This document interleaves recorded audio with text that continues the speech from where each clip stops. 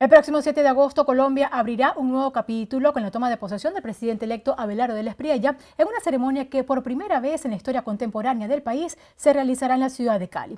El inicio de este nuevo mandato estará marcado por un clima de alta polarización, mientras el senador y ex candidato presidencial Iván Cepeda ha convocado concentraciones pacíficas en Bogotá, Cali y Barranquilla, insistiendo en que del Espriella debe renunciar a su ciudadanía estadounidense antes de asumir la presidencia. El mandatario electo responde que ese llamado a la desobediencia civil constituye un intento de desestabilizar la democracia. ¿Qué desafíos enfrentará Colombia desde el primer día del nuevo gobierno? Lo vamos a abordar de inmediato con Iván Rojas, internacionalista y directivo del Consejo Venezolano de Relaciones Internacionales, COBRI. Iván, gracias por estar con nosotros. Muchas gracias por la invitación. Pues planteamos esta pregunta que formulábamos en nuestra introducción. ¿Cuáles son las perspectivas, al menos del inicio de este nuevo gobierno, tomando en cuenta este clima de tensión y de señalamientos? Hace apenas unas horas el presidente Gustavo Petro ha insistido en señalar un presunto fraude en las elecciones y en poner en entredicho la legitimidad de Abelardo de la Espriella. Esto pues en medio de estas convocatorias también a manifestaciones que ha hecho el senador Iván Cepeda. Bien, precisamente ese ambiente de tensión, ese resurgimiento que vimos el año pasado de la violencia política en Colombia, es lo que impulsa a muchos a haber elegido a De la Espriella. Esa idea de que Colombia había superado el conflicto armado hasta cierto punto, primero con una victoria militar, luego con una negociación de paz, se ha empezado a romper. Entonces la gente que vio que Petro apostó a un concepto de paz total, siente que eso no funcionó, que todavía tenías a grupos rebeldes. La inseguridad en Colombia volvió a subir. Entonces eso es lo que lleva a la presidencia. Pero ahora tiene que mostrar que tiene con qué resolver esos problemas. El problema de la inseguridad, el problema que todavía existe de las guerrillas y cómo lo va a solucionar. Es un problema que no se puede solucionar solo a disparos. Ahora, ¿cómo podría iniciar este programa de gobierno que ha venido planteando del Espriella en medio de tanta polarización? Eso también va a ser complejo porque él no tuvo una victoria rotunda a nivel del Congreso. Va a tener que formar coalición, digamos, con los partidos tradicionales de derecha y centro derecha. Aunque eso probablemente quizás de hecho, le agrade a los mercados internacionales, porque significa que el presidente no va a gobernar solo, sino que va a tener que buscar consenso, así sea con parte del espectro político. Es igual que el nombramiento de ciertas figuras de su gabinete que tienen largas trayectorias, digamos, ha calmado a algunos. Porque por un lado se quiere un cambio, pero por otro lado no se quiere, digamos, un gobierno que improvise demasiado, que es lo que se le ha acusado ciertamente a algunos gobiernos cuando eligen estas figuras no tradicionales. Y el nombramiento desde este gabinete, cuyos nombres han ido presentándose progresivamente, pues ¿qué mensajes envía no solamente a Colombia, sino también a la comunidad internacional tras la experiencia de esta gestión de gobierno que ya finaliza? Que es una ruptura con Petro, por supuesto, pero no es una ruptura con las ideas que han gobernado Colombia en las últimas décadas.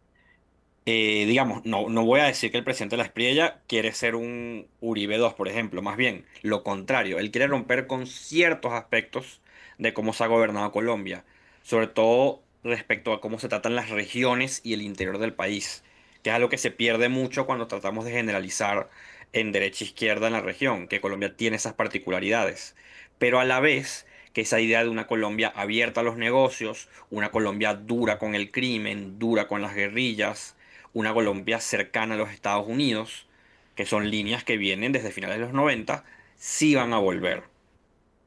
Ahora, digamos, el resto de los poderes, más allá del poder legislativo al que hacía referencia hace unos minutos, ¿cómo ves el contrapeso que puedan ejercer a el poder ejecutivo, que desde este viernes va a estar encabezado por Abelardo de la Espriella?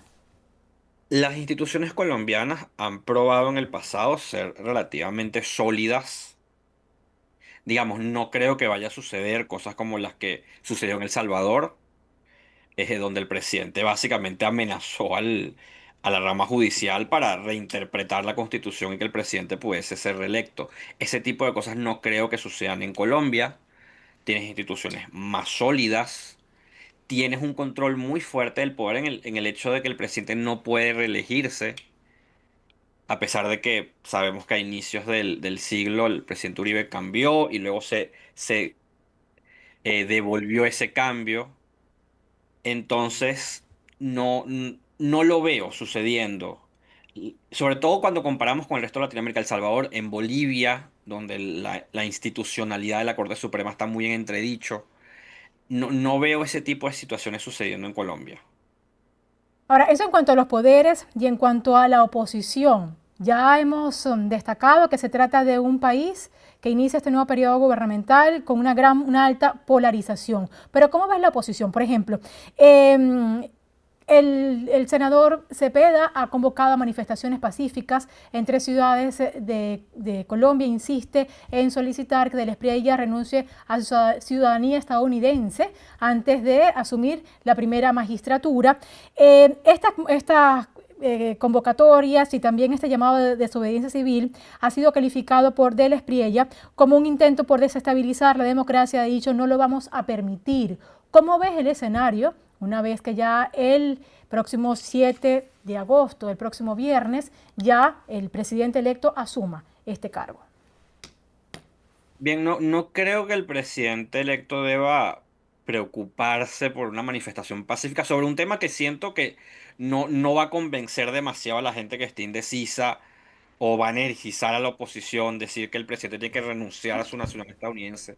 Me parece una lectura débil. Si se le quiere hacer oposición al gobierno que entra, la izquierda colombiana tiene que centrarse en los temas que van a ser delicados, como el balance entre hacer que Colombia sea un país más atractivo para los negocios sin olvidar la agenda social, que es algo que en el caso de Las Priella, él no puede tomar una postura como han tomado otros gobiernos de derecha en la región, porque él le pone énfasis a no abandonar las regiones, y las regiones en el interior de Colombia son las que necesitan mayor ayuda social.